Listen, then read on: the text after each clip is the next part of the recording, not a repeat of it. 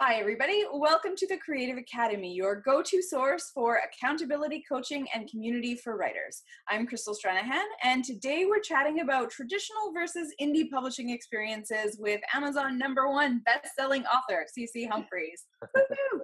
Woohoo! Welcome, Chris. And can you just tell everybody a little bit about what you write and what's your jam? What are you all about in the writing world? In the writing world, well, I write mainly adult historical fiction, though that spans across from sort of historical biography like Vlad, The Last Confession, which is more a sort of portrait of a man, through Epic Siege, which is my novel about the fall of Constantinople, a place called Armageddon, through something like my novel Plague, which really is historical crime, and in fact won the Arthur Ellis for Best Crime Novel in 2015, which came as a hell of a shock to me, the crime writer suddenly. And but I also write some young adult fiction. I've written a trilogy called The Runestone Saga and a duology called The Hunt of the Unicorn and The Hunt of the Dragon. So I'm fairly all over the place, really. Yeah. All right. Excellent. And if people are curious about where to find some of that stuff, your website would be? My website's good, and there's links on that. Of course, we're mainly going to be talking about the new book, which is entirely different again, because that's, again, a thriller and all that. So, and a mystery and all sorts of other things. So that's Chasing the Wind. But yes, so you can find me Twitter, Facebook, and my website, cchumphreys.com. Perfect. Okay, so for a little bit of context for people, can you tell us a little bit about your background in traditional versus indie? Sort of, how did you come to those two streams and right. A little bit of detail. How did I become a Ligon? Or is it a Ligon or a Tion or something like that? Anyway, one of those hybrid creatures. Yes. When I started in the business, I got my first contract with Orion, now part of Hachette, in 2000. And that was for my first novel, The French Executioner, and a follow-up novel. And then I had a succession of contracts with them. Then about 5 years ago, I decided to just, roll the dice a different way and joined Penguin Random House, both here in Canada and across the pond in the UK, and then did Plague and Fire with them in both territories. And then the last book I published with them is Chasing the Wind, the new one, but that's only in Canada with Doubleday. So that was the impetus to make me do what I'd been thinking about doing for a while anyway, and try my hand at some self-publishing, because I'd been hearing about it. And you can't go to a conference like Surrey or any conference really and without hear a lot of people talking about it. And lots about the idea appealed to me, which I'll get into in a bit. Okay, so the decision to go hybrid and to go indie in these other territories was because Chasing the Wind only sold in Canada, traditionally, to Doubleday, who were my publishers for my other books as well, who I love. But it didn't sell in America, which I was particularly surprised at, especially as it has an American protagonist, Roxy Lowen, the pilot. And so it didn't sell there. I think that might be partly because the Americans like to have Canada as part of any deal, because Canada's a pretty big market. Anyway, for whatever reason, I thought this is an opportunity. And then I decided, right, this is my chance to do some indie stuff. And I was at Surrey last year listening to Meg Tilly and Casey Dyer talk about their ventures. And it sounded all so excessively complicated. I was taking notes, but I was thinking, I can't do this. And then someone mentioned the words Crystal Stranaghan. And I thought, aha, I can get her to do everything for me. But then, of course, you said, let's not do that. Why don't you join the Creative Academy, which I then did. And have been basically at Self Pub U ever since, sort of studying away. I also had other friends who've either done it or are quite experienced with it all. My friend Mark Lefebvre, who he and I were both guest of honor at When Words Collide last summer in Calgary, and we became good friends, bonded over beer and whiskey, and as one does at conferences. And anyway, he was great, and he's been really helpful as well. So that was the that was the plan. And I thought, right, well, everywhere it hasn't sold, which is essentially everywhere outside Canada, I'm going to put it on the Amazon market. That's what I did. And I think that's worth pointing out, that a lot of people, when they think hybrid, they think some books traditionally published and some books indie published, but in fact, you can blend it within a single book. So if you have certain format rights or you have certain territory rights, then you can actually blend within a single title, which is a really nice way to sort of maximize the coverage you get, because you put all that work into writing the book in the first place. So the more formats, the easier it is for people to buy, the better, right? Absolutely. And also the other great advantage of that is that you you get a traditional editor. So the book, right. you know, I'm not saying there aren't great indie editors out there as well, but the traditional editors tend to be really good. And my editor, Zoe Maslow at Doubleday, was terrific. And all the publishers there were terrific. And so they were able to really hone in on what I needed to do for the book. So the book, when it finally appeared, was in tip-top shape. Yeah, which is great. And you different budgeting as well. You can put more money into, say, your marketing or some of the other pieces as well if you are not spending all of your own funds necessarily on an editor. So that is definitely a great way to maximize your bang for your buck, as it were. Indeed. And have a top quality product.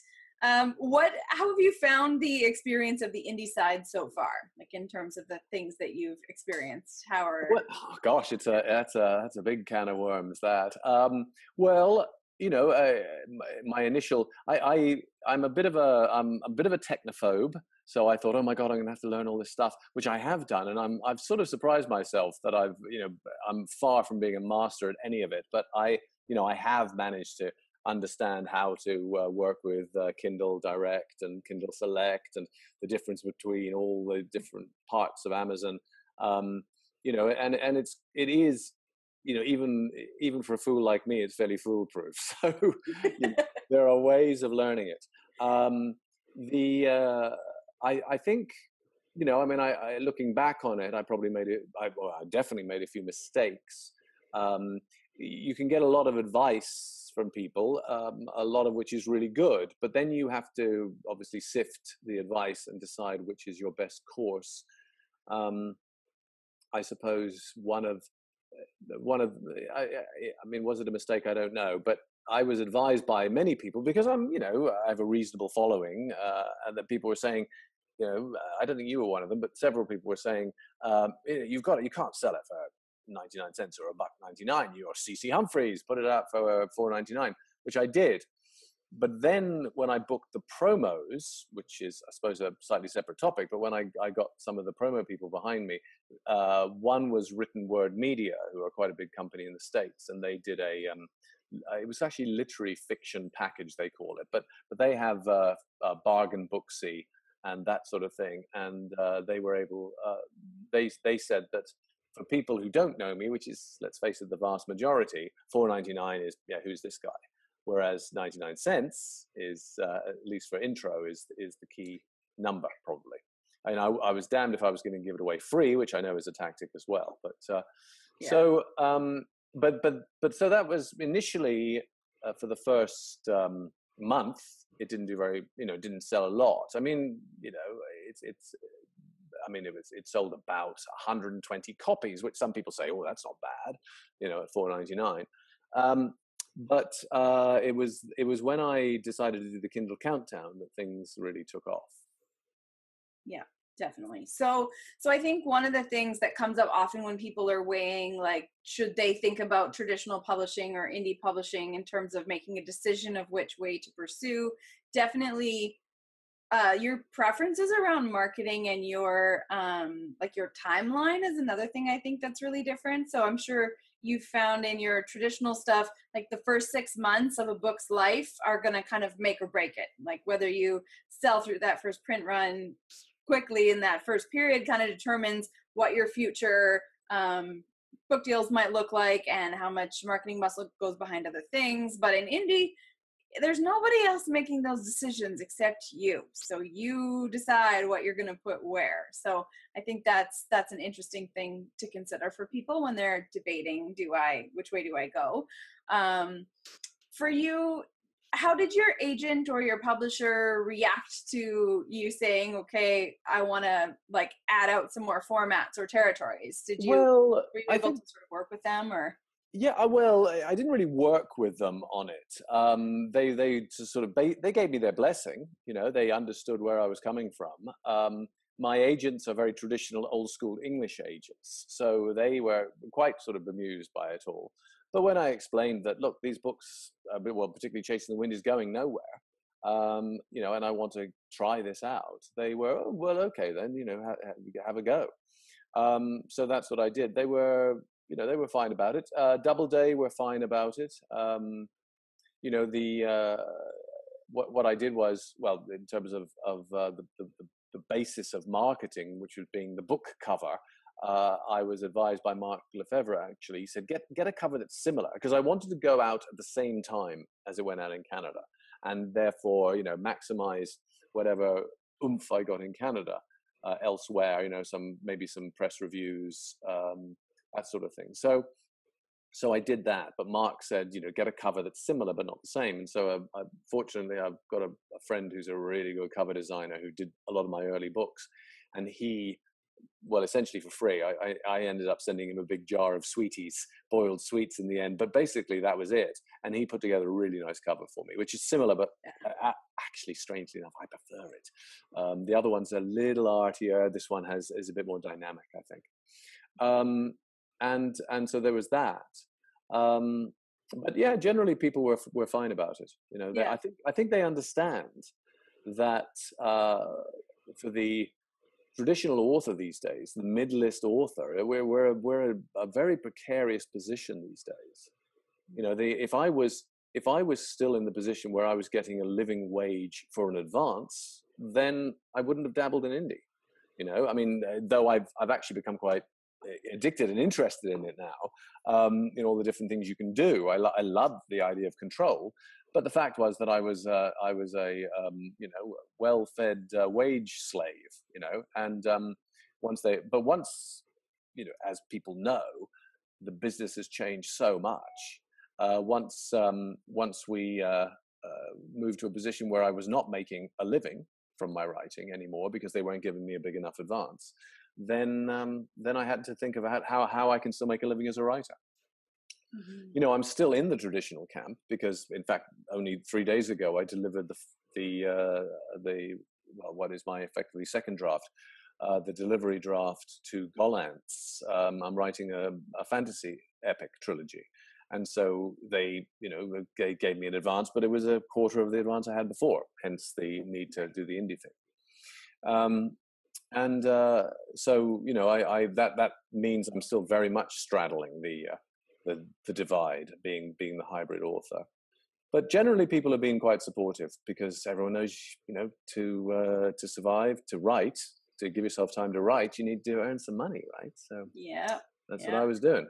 a careful balancing act. And I'm curious, do you have any kind of strategies that you're using or approaches you're using to help balance your time to sort of keep the writing stuff still going while also managing all this extra publishing side of things? Strategies would be a very fine word for my flailing around. I tend to just do what I need to do when I need to do it. It's funny, most of my characters seem to be a bit like that. It's tackle what's in front of you. So I've been doing other things, which you know, I can talk about a bit as well. I mean, I've set up an audio studio and I'm starting to record audiobooks. So that's interesting. And how to market them and stuff is a whole other session probably. You know, I came back to the fantasy book and worked on that a bit, but I'm not doing what I do or what I used to do in the good old days, perhaps, or the different days, certainly when they paid me those living wages. I'm not getting up at 7:30 in the morning and hitting my desk for 6 hours or 7 hours, and I'm going to have to do that again in September, which is why because that's when hopefully the book will come back. I'll do the edit of the first book and start the second book of the Immortals Blood trilogy. But right now, this seems like an opportunity to do all these other things. I've got various plans how to market the next book. I got Plague up before the countdown into the back of Chasing the Wind. So people have been ordering that, and that's, you know, that's I've done what's called a soft launch on that. I think I haven't amplified it or publicized it. I'm saving that up for the Kindle countdown, which I'll do in a few weeks' time, probably in early September. Once I've got Fire up as well, which I can then put in the back of Plague. And, you know, people like yourself have told me you've just got to get more product out there. Mm-hmm. Keep it ticking over. As soon as I can, I will reduce the price of Chasing the Wind. I will bring it down to $2.99, which I've read and people have advised me is the sweet spot now. $2.99, $3.99, but I think I'll go $2.99. Plague's up for $2.99 at the moment. I mean, do you want me to talk about the Kindle countdown experience though? Yeah, sure. Let's dive into that, because that's part of, I mean, when you're indie, you're managing all the promo stuff as well. And so I am curious sort of how you found that experience with being in the driver's seat and pushing the buttons when they were ready to push and all that kind of stuff. So how did that experience go for you? Well, it was interesting. As I say, I think maybe setting it at too high a price meant that a lot of my promo didn't go to waste exactly, but you know, what the Ricky Woolman of Written Word Media said afterwards was that all these newsletter, e-news reader and Fussy Librarian and Choosy Bookworm and stuff, they really operate around the 99-cent mark. And so anything above that is going to get less traction. People click on it because they want, you know, something for half or a quarter of the price of their latte that morning, you know. So I was able to then go back with the countdown when I did put it out at 99 cents and kept it at 99 cents for 5 days. I was able to go back to e-reader news, to Bookent, and Written Word Media very kindly said, right, we didn't do it for you last time. Well, there might be reasons for that, but anyway, we'll give you another kick of the can for free. So they put it all up for Bargain Booksy and all that. They took out AMS ads and BookBub ads for me. Right. So that made a big difference. Nice. Yeah. And I know I had some high-powered friends who I'm not going to mention because everyone will be writing to them, but people who recommended and tweeted my book. So that was good. Yeah. And so, you know, that combination of things, you know, and obviously I did a lot of posting on social media, and you very kindly supplied me with those two things, which I really want to find out how to do those, the two sort of ads. I need to figure out how to do that for myself because they were great, and I was able to tweet and focus them a lot. And the result was that, you know, as I say, I'd probably sold just over 100 copies before the countdown. On the first day of the countdown, I sold 93, which I thought was quite good. Mm-hmm. Second day of the countdown, I sold 32, and I thought, no, I'm dropping down. I'm meant to be going up steadily. You know, if I can sell 120 and 130, and, you know, by the end of the week, I've sold, you know, 400 copies, I'd be really happy. Then the next day, it went mad. I sold 749 copies. Woo! On the third day. The fourth day, frustratingly, I sold 499. So one short of 500. Why is that? And the fifth day, I sold 150. So altogether, those 5 days of the countdown, I sold 1,500 copies. But awesome. what was really interesting was watching the rising through the ranks of the different categories. So for 3 of those days, I was #1 in the Kindle store in historical thrillers, #1 in historical mysteries, #1 in pulp fiction, #1 in noir. And that was for 4 days. My author rank, which this is a mistake I made. I didn't check everything before I started the countdown. Right. But my author rank was probably, I mean, I'm hazarding a guess, sort of 6,000-7,000. Maybe, I don't know, in the Kindle store. I was down to 109 at one point. We're up to 109. I beg your pardon. Up to 100. Low numbers are good in that that's area. Right. That's right. I didn't quite crack the 100, but you know, so to be #1 in that, and still, even though the book is now out of the countdown, it's sold sort of 40 copies since, and I'm still, you know, having been #1 in historical thrillers, and I got lots of screen grabs of that, of course, and all those categories. I'm now 25 in historical thrillers, which is, I'm still in the top 100 in all those categories, which is a good place to be, obviously. Yeah, for sure. Yeah. So that was great. I mean, you know, obviously, I'd have loved 1,500 copies at $4.99, but that would be 4 times as much money, wouldn't it? Or even 5 times as much money. Math is never my strong point. But I'm happily taking those royalties as well. So and the great thing, of course, about the countdown is you get your 70% royalty. Yes, exactly. And you have the freedom to test it and to see what's working, and to track that information is what lets you know for what you decide to do in the future, and also for what you do with your next book. You can approach things differently, and you get to make those choices. So I think that is definitely a highlight of being indie, is being able to choose and then experience it and then learn from it and then adjust your methods. You're not depending on someone else making choices for you in that way. That is one of the big things, and that's the excitement of it. You think, oh yeah, what should I do now? And so I've got I've got various plans for Plague. In fact, today I just submitted to BookBub to get a featured deal, which though I was told it would be several hundred, but to do all the territories, including America, it's $930 to do. Now I'm thinking I can't afford that, but I'm willing to be persuaded out of that mindset, Crystal. If you'd like to persuade me.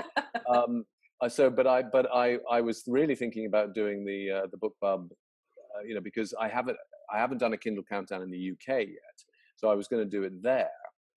And so when the BookBub came along, I thought, well, maybe I'll use them at that time and do the Kindle Countdown in the UK. So I did what's called an international. Well, that's what I opted for, the international deal, but not the all. So and that's only $234. But I know, it's all weighing it up, weighing what you can afford to spend against the potential return. I know people say, well, BookBub charge that much because you're going to make that much back and more. Well, yes, but you still got to have maybe.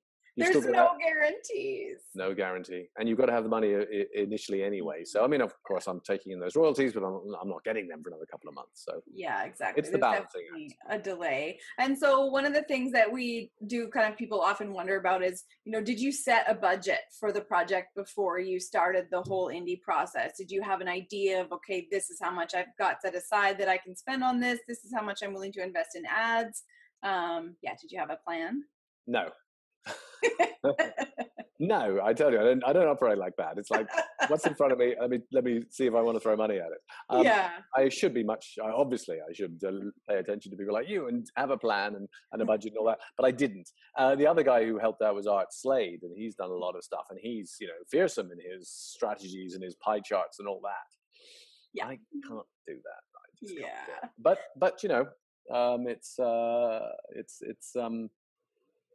I don't know. I mean, I suppose I should and maybe could, but it's easier for me to just do it the way I'm doing it. I mean, in the back of my head, I'm going, right, I can spend that, not that, and in the back of my head, when someone presented, something that was a reasonable opportunity for a reasonable amount of money, I went for it.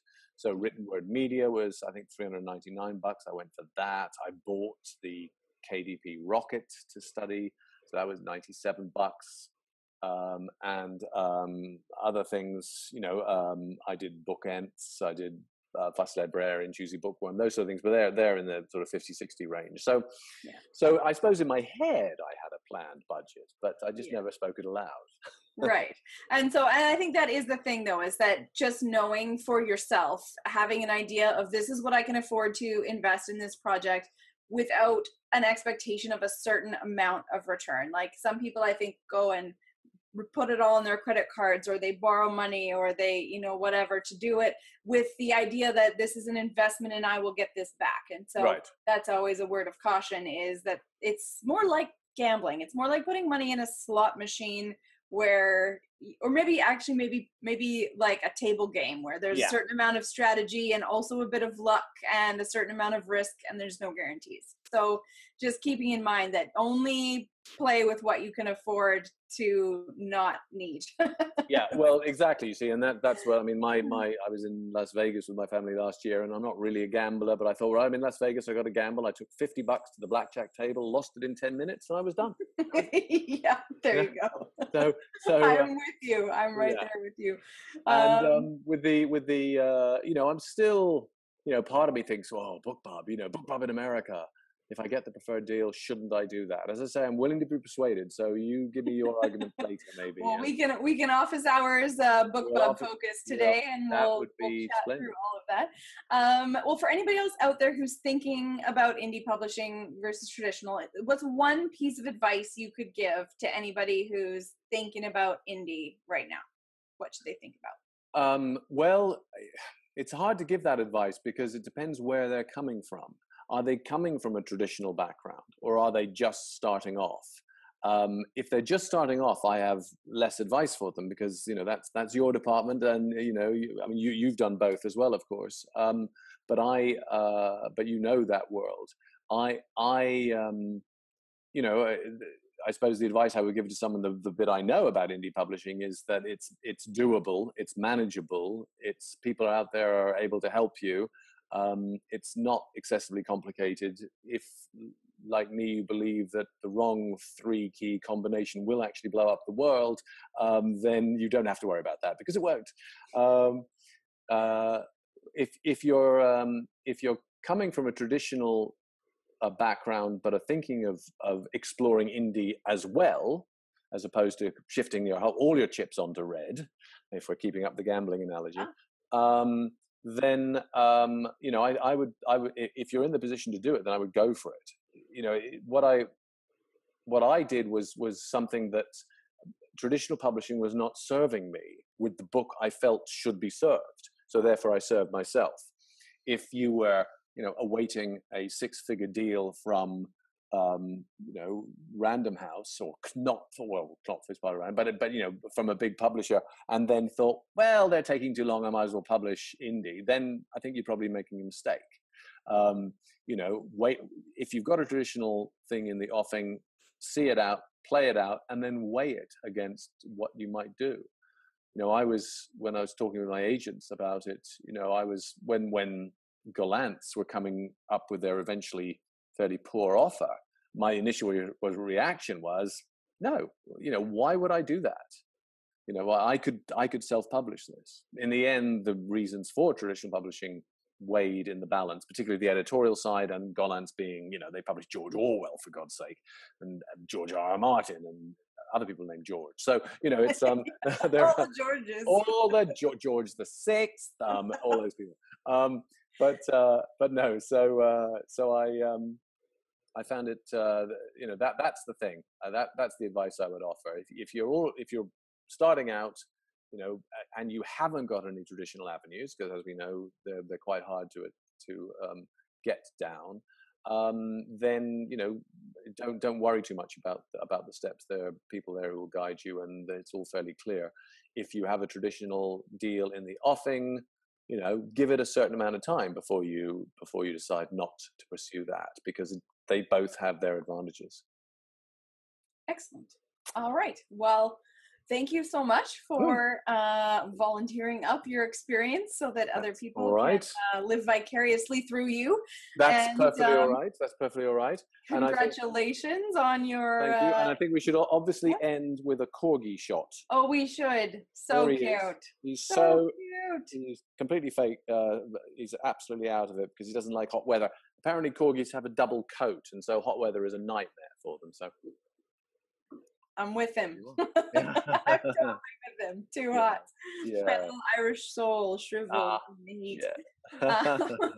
All right. Well, thanks so much, Chris. And cchumphreys.com is where you can go if you're looking to check out Chris's books and all things historical, thriller, mystery, etc. Yep. And now all of you get back to your writing. And we'll see you soon. Yes, all the other things I'm doing, all these other balls I got in the air. Yeah. Okay. Yeah. All right. Bye. Bye, everyone. Thank you for being a part of this Creative Academy event. If you're not a member yet, join us today and unlock a wealth of resources, masterclasses, feedback opportunities, and online community events designed to help you reach the next step in your writing journey. No matter what stage you're at, we've got a helping hand to guide you along the way.